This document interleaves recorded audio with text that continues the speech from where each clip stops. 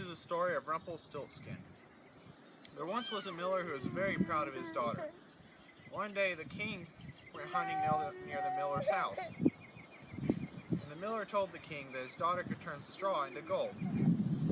Now the king was a very greedy man, and when he heard this he had the girl sent to his tower, and the king locked up the girl with a great pile of straw.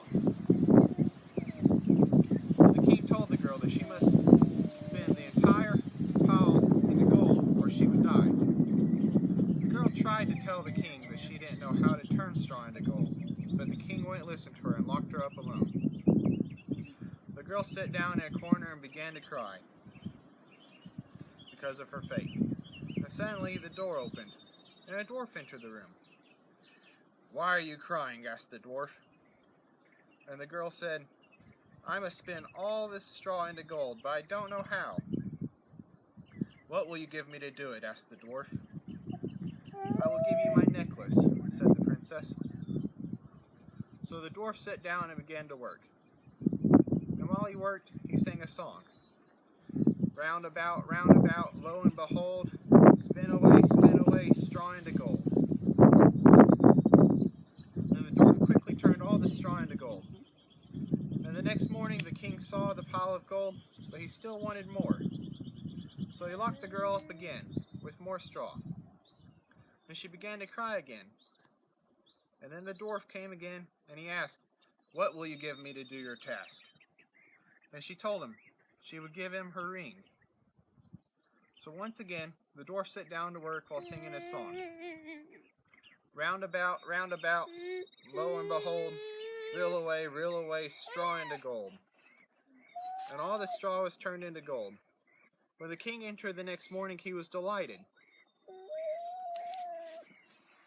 All the straw had been turned to gold, but it still wasn't enough. So he brought an even larger heap of straw.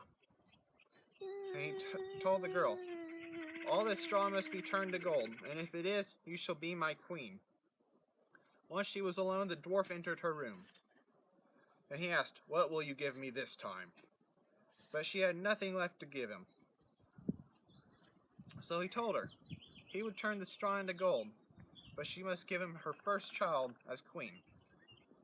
The girl agreed. The next day the king entered the room and seen the pile of gold, so the king married the girl and made her his queen. And the king and queen had a child, but the queen had forgotten her deal with the dwarf, until one day the dwarf arrived in her room and reminded her of the deal. And the queen begged the dwarf to let her keep her child. And the dwarf took pity on her.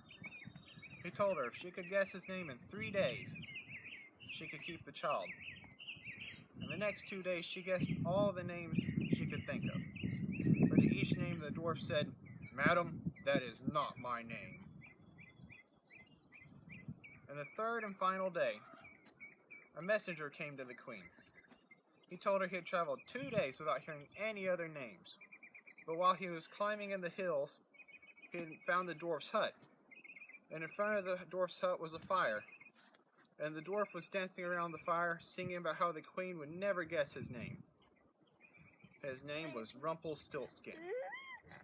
And the queen rejoiced that she knew the dwarf's name. And when the dwarf arrived, she acted like she didn't know his name. And she guessed all sorts of names.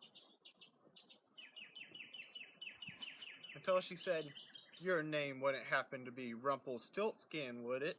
And the dwarf was furious because the queen knew his name, and all his hard work was in vain. The end.